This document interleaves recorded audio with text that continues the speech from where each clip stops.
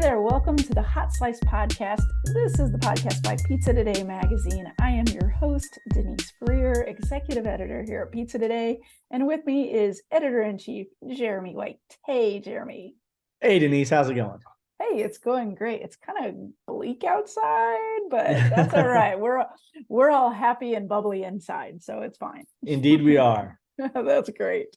So this week we had some big things happening, especially on pizzatoday.com, because our big industry report went up on pizzatoday.com. So if you haven't read the industry report, go to pizzatoday.com. You can't miss it. It's right up there in the top little rotator. And you'll be able to see so many cool things. Like, I am very excited about all of the fun trends and just different stats that we have this year coming into the industry report.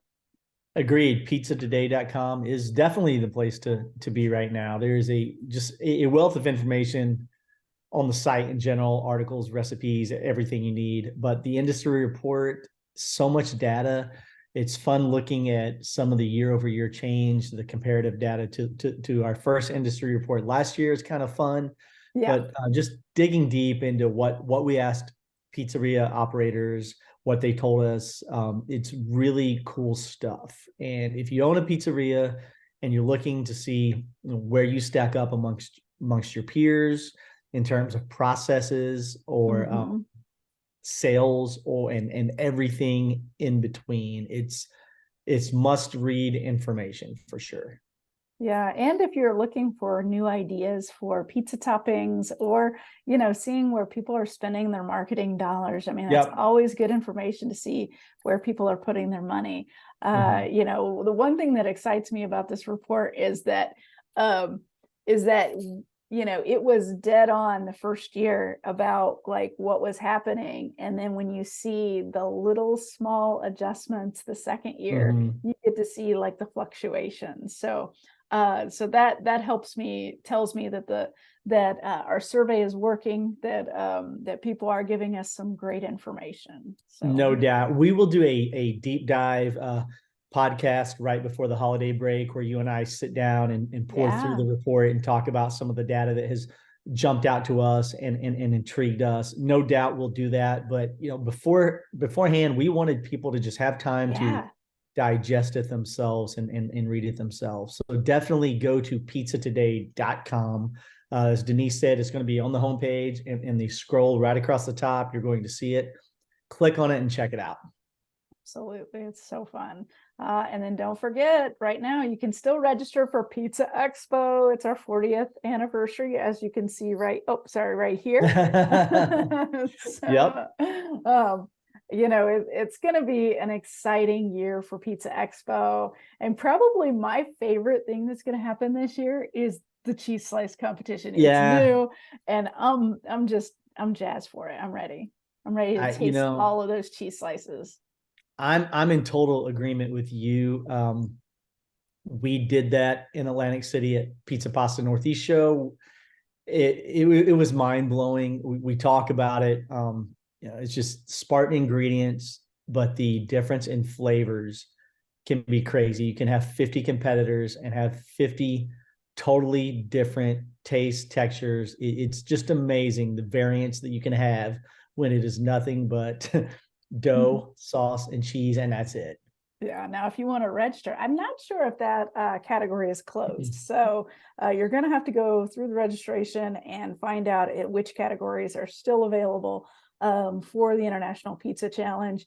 But competing is a fun way to get yourself out there. So it definitely is. I love it. So, all right. So our guest today is a frequent Pizza Expo expert.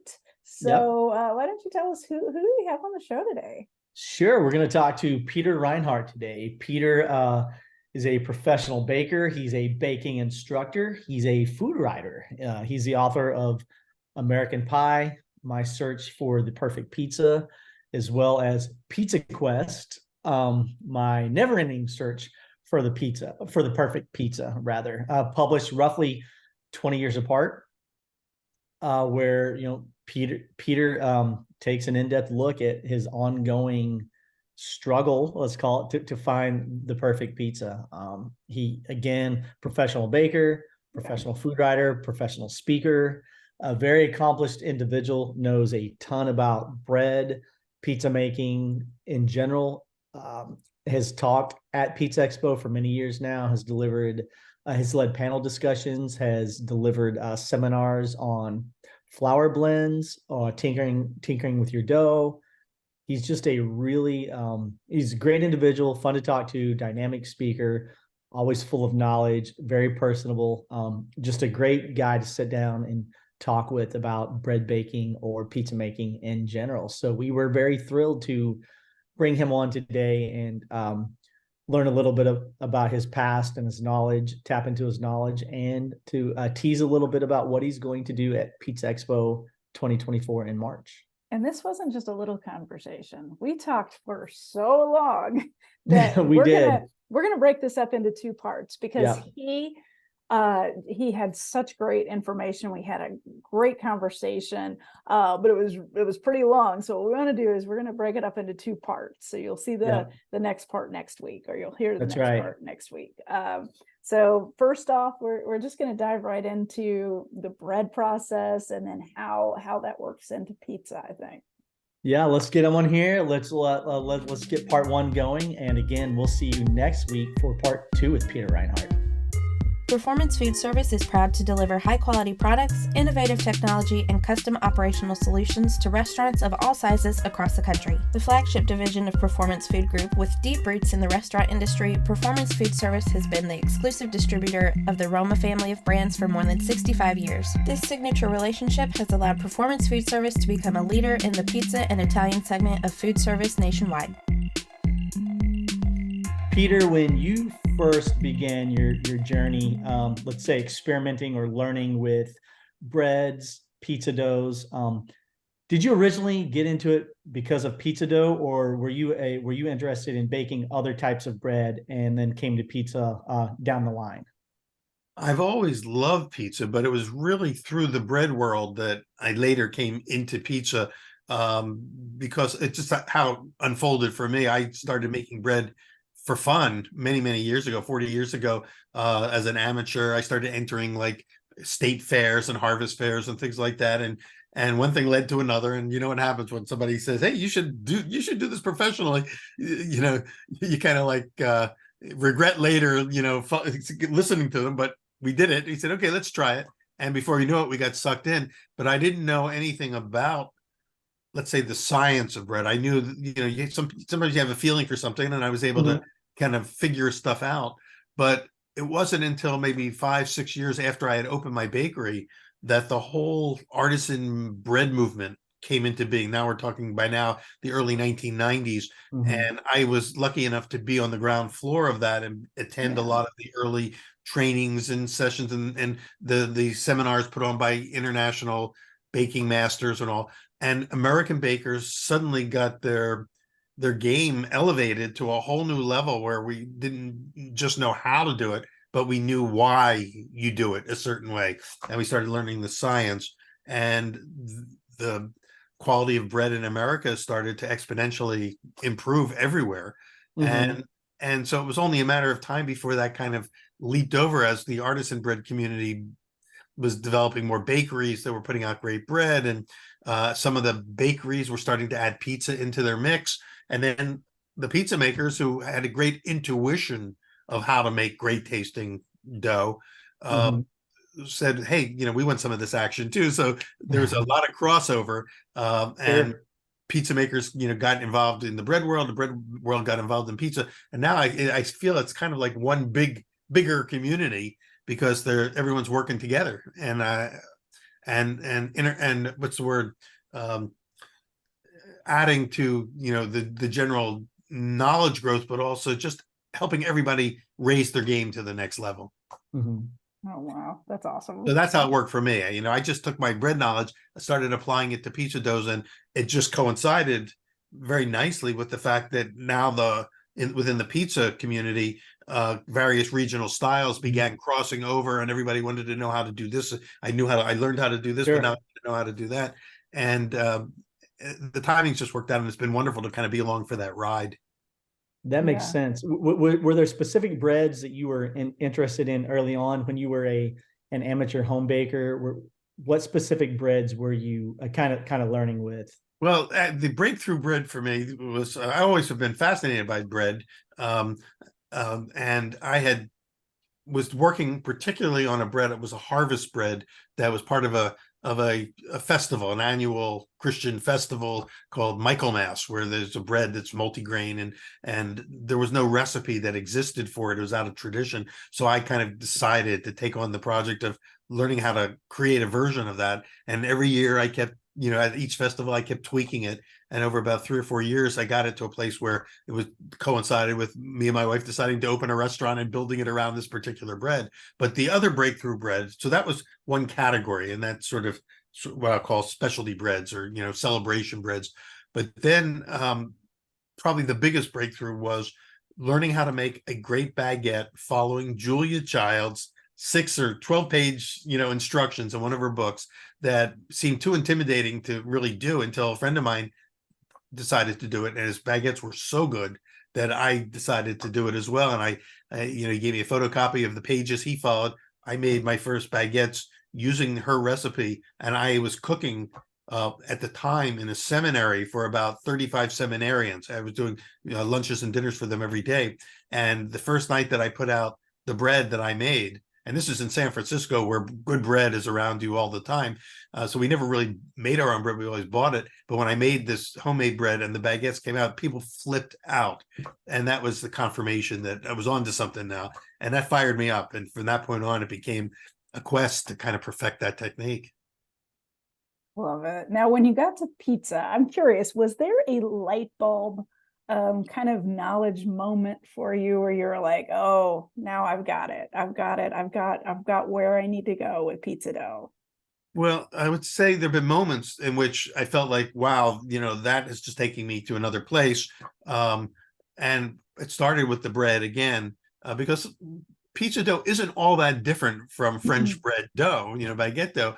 And then in learning all the different ways that dough could be fermented, using pre-ferments, using overnight methods, cold fermentation, sponges, whatever, all the different options that you have. And then kind of putting 2 and 2 together with, well, why is it that pizza dough, in fact, most pizza places already have good dough, and they don't even know the science of bread making. These guys they just know that their dough's going to work if they follow this.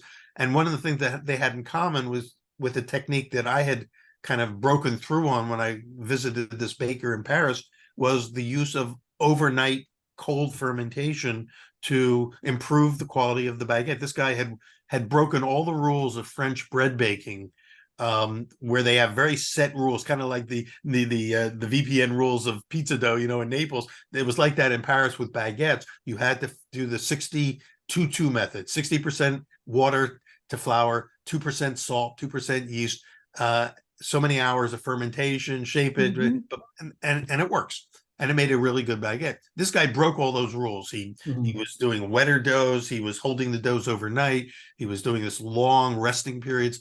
And nobody was really interested in learning his technique, even though he was getting pretty good business, until he won the award for best baguette in Paris at a blind judging.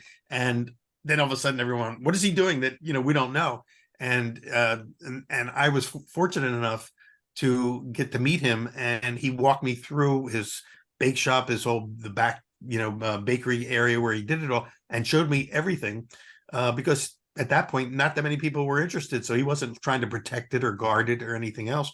And the light bulbs did start to go off for me, because I saw that something happened to the dough, and then it was up to me to figure out, well, what it was. Now I know how to do it, but why does it work? Why does it make a difference? And that's when I really started to make my breakthroughs. And applying it back to pizza dough then.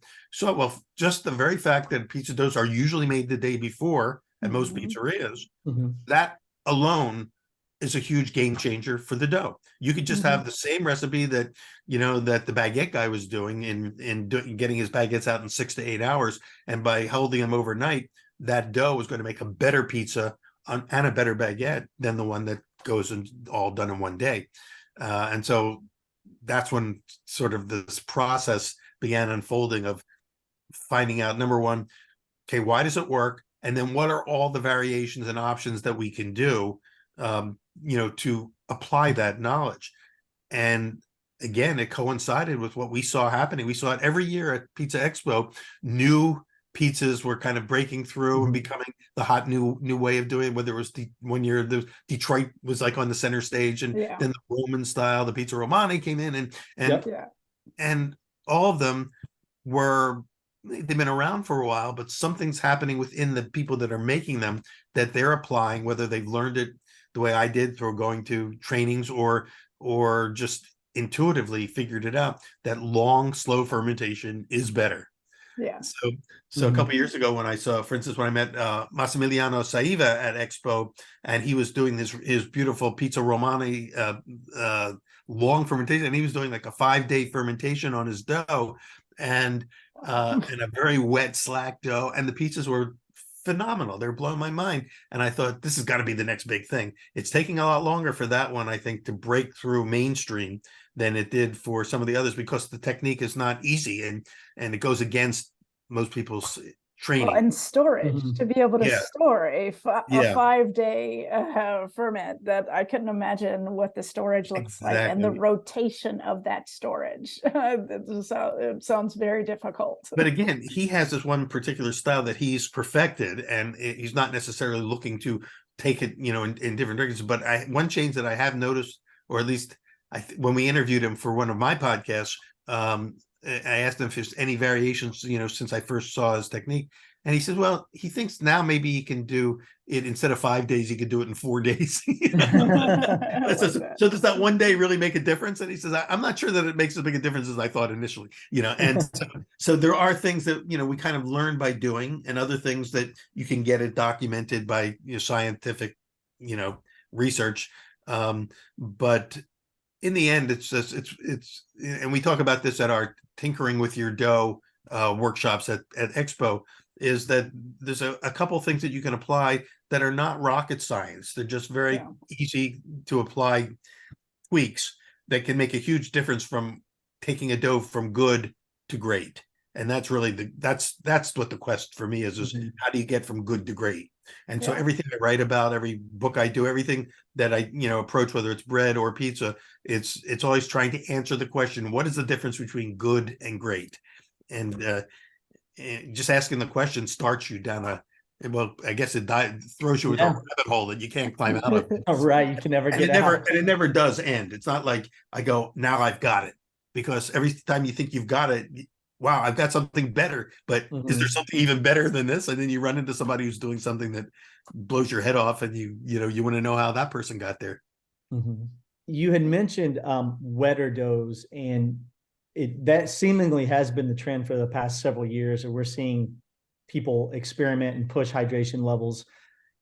Your favorite dough formula today, and I'm sure it changes every day, but if you're making and serving a pizza today, your favorite dough formula, what's the hydration level like in that? Well, it partly depends on the flour that you choose to use. And so, because a lot of people, want to use the 00 flours and go sort of true Neapolitan style. Others are using American bread flours. Because of the types of pizzas that I grew up with and love, which were kind of New York-ish style, and quote, now I think the big word of the year last year was Neapolitan-ish styles.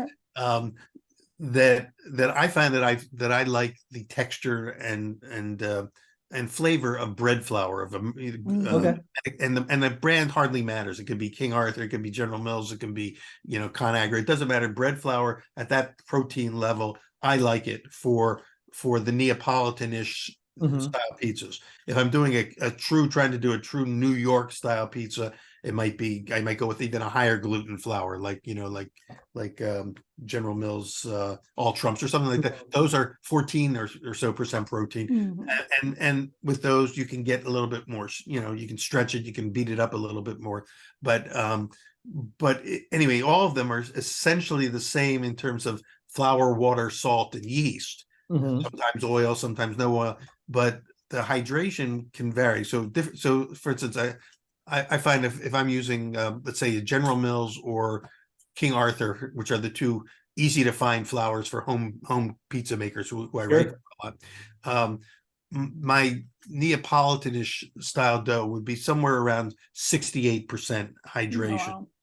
And then and if I'm doing if I'm using high protein flour, high gluten flour, I might actually I'll keep it there, but even though the dough will come out a little drier because it sucks up more of the water, but Mhm. it allows you to kind of like again toss the dough and not worry about it sticking to your hands as much. But if I'm doing and that's really sort of a general guideline, but I'll Mhm. go up to 62%. And some brands of flour, central milling flour, for instance, I can put in up to 72% hydration in even their 00 flour, which is surprising because if I was using a Caputo 00 flour, I'd probably be down around 64%. Yeah. And some people even go down to 60 to 62%. It just depends on your comfort level and what you like and how long you want to mix the dough and things like that. So there's the guidelines, and then there's the fine tuning that each person kind of brings to it through Sure. trial and error and practice. And then on the higher hydration doughs, like a Detroit style or a focaccia, or even the more recent styles of Sicilian, which I think, and I'm just guessing on this, but I think that the early New York style Sicilian pizzas were probably a lower hydration than the current versions of Sicilian that a lot of people are doing, like what Chris Decker does with his Sicilian. I mean, these are some beautiful pizzas being made in the Sicilian category.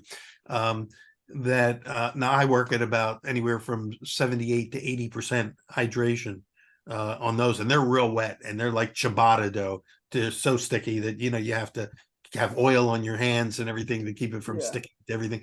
But I love the way that they perform in the oven. Mhm. And so I've even made pizzas, just Neapolitan style pizzas, on 75 to 76% hydration, if I'm willing to, spend the extra time and care to make sure I don't screw it up, because it's much easier. The margin for error is much smaller. There was this guy in Chicago a number of years ago. He's not in business anymore. He was open for a few years, and he was getting written up and winning all sorts of awards. I think it was called Great Lakes Pizza or something in North Chicago. And he had a really wet dough. And I got to eat there one time, and I watched him make the pizzas. And he clearly was maybe the slowest pizza maker I ever saw in my life. He spent like 5-6 minutes to getting one pizza ready, and wow. I'm thinking to myself, there's no way he could be making any money, No. working at this pace. And he was only making maybe, 30 to 40 pizzas a day. And I think that, and it was him and his wife, and the pizzas were fantastic. And I noticed that he was working even, at this higher hydration level, which is what slowed him down. Sure.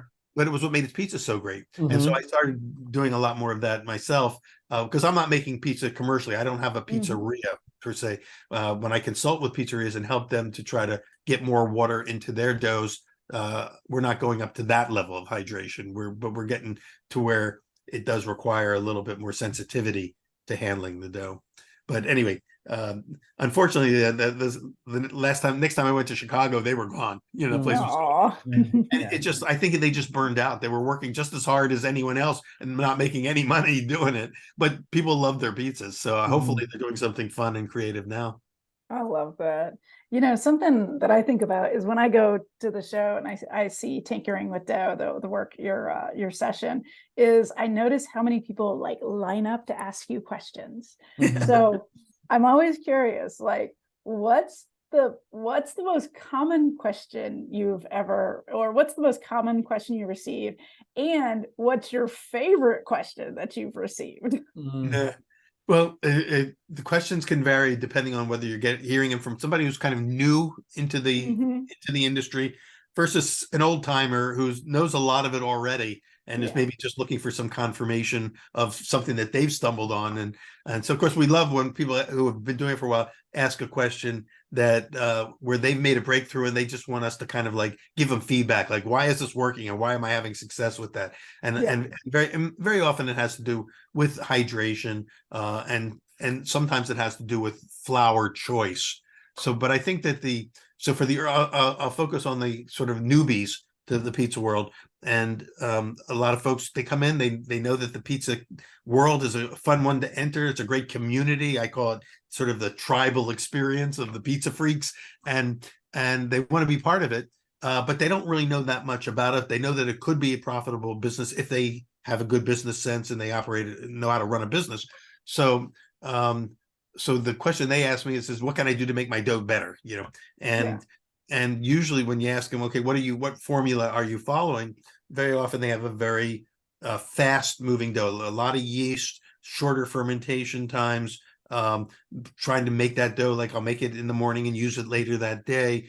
And so the first thing we tell them, and this is, that's why it's a favorite question, is because it's such a radical difference. If I say, listen, cut the yeast down to, and I give them a percentage based on whether they're using fresh yeast or instant yeast, cut the yeast down to this amount, but slow the fermentation down to an overnight. So mix the dough, give it a little time to kind of wake up, ball them up and put them away overnight in your fridge. And just that one change, without changing anything else in the formula, is going to take the dough to a whole other place. And it's great when you get an email back from somebody going, "Oh my God, it changed my life."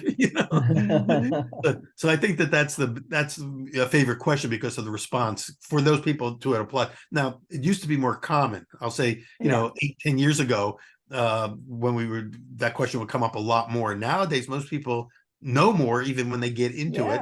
And if they've been to Expo for even one time, and they've been to any of the workshops that are going on the floor, or come to our workshops, they seem to know a lot of this now coming in.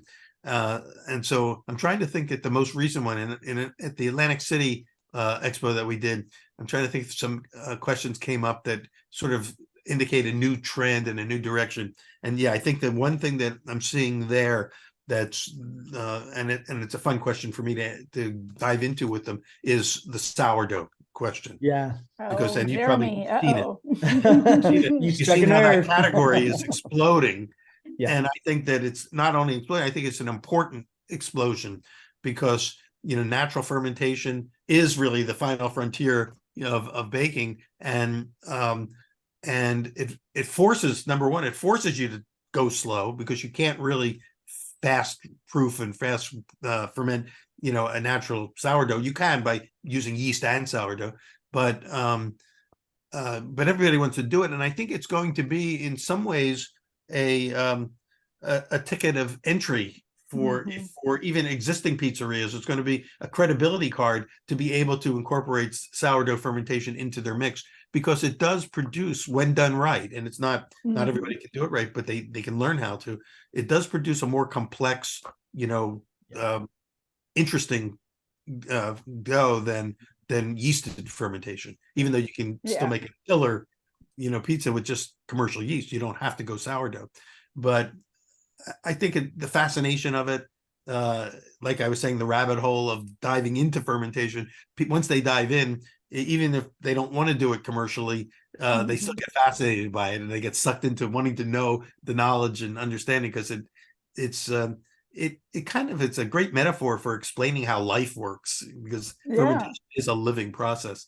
So it's one of those things where they, just when you think you're out, they pull you back in. Fermentation always pulls you back in. It's the great thing. So I think that's why the tweaking panel that we do, and this year we'll be doing it at the next expo. We'll be doing it with John Arena is rejoining the panel. He's really one of the original members, and we may have a couple guest appearances from former members of the panel. But I think we're hearing more and more questions that have to do with sourdough, because some people are fascinated with it.